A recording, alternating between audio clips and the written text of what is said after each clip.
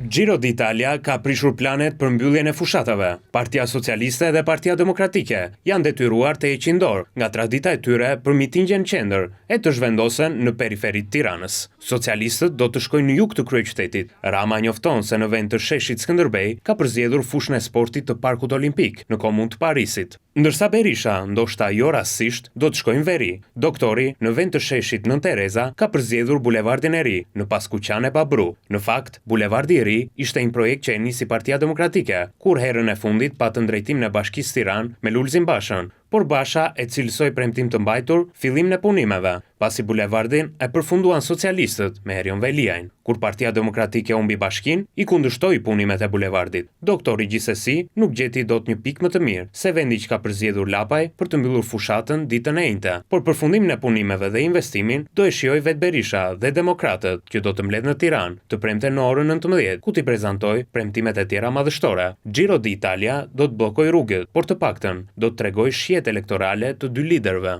Rama në jug, Berisha në veri, por kjo duket rastësi, së paku në Tiranë.